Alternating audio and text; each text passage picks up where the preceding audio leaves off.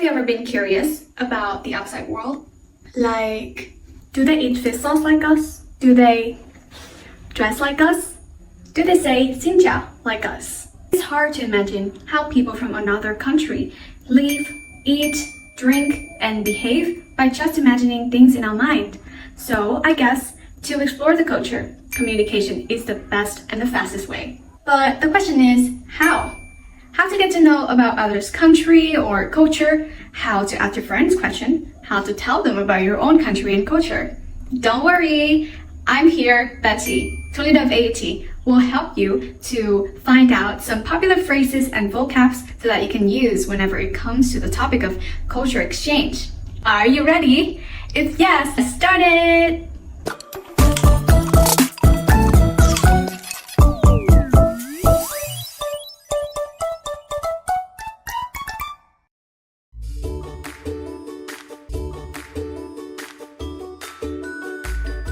First of all, let's start to explore some of the phrases you can use. The first phrase, can you tell me about?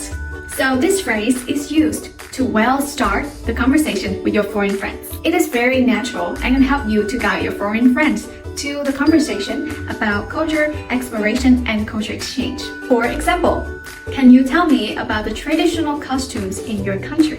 Is it easy? Now next, the second phrase. In our country, we. This sentence is used when you talk about things in your country. For example, in our country, we use chopstick to eat. The third phrase is, how different is our country to yours? This is used when you want to ask your foreign friends if their country is different from our country. Now, the fourth one, ask, is it suitable or is it allowed to do something in your country? You can use this when you want to know about things that you should do or things that you shouldn't do when you come to their country. For example, ask, is it suitable to speak loud while eating in your country? And the last one, it is, let me teach you how to say something in Vietnamese. This is very special, right?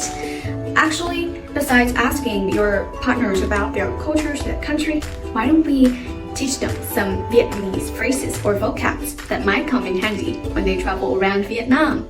For example, let me teach you how to say how are you in Vietnamese. It is bạn khỏe không? It is very easy, right? But last of all, and the most important of all, remember to say this. Thank you and have a nice trip to your friends because they have spent time so that we can have a great conversation with them, right? And now, the most important part, vocabs. Now, let's start with the first word, which is heritage. This word means features that belongs to the culture of one society or one country that still has the value until this day. For example, Hội An Asian Town is recognized as one of the World Heritage by UNESCO. Now, the second vocab, it is belief. This word means the feeling that you think something is true and it exists. For example, Vietnamese people hold the belief that if they worship their ancestor, they will be blessed. The third one is religion.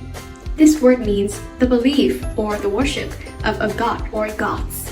For example, the most popular religion in Vietnam is Buddhism. The fourth one is not a vocab, it is an expression. Share the same practice. Share the same practice means have similar practice to another country. For example, I think we share the same practice of setting off fireworks on holiday. And the fifth one is culture shock. This means you are shocked because of the culture differences. For example, when I first landed to Vietnam, I experienced culture shock. The next vocab is unique. It means that something is very special that cannot be found anywhere else. For example, Vietnam is unique for its beauty of nature. The seventh one is cuisine. This actually means food in one particular place, which has the characteristics of that place.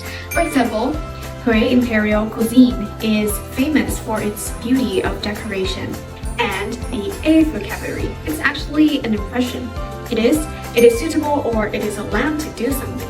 Use this when someone can do something. For example, throwing rubbish on the street is not allowed in Singapore. The ninth one, it is local. Local It sounds pretty funny, but it actually means an area belong to a country. For example, I enjoyed going to local shops to buy souvenirs. And the last vocab, it is multicultural. This is a very interesting word. It actually means including people with different costume, beliefs from all around the world in one city or one organization.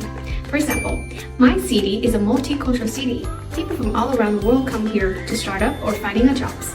And that's all for today. Wow, so many phrases and vocabs that you've learned today, right?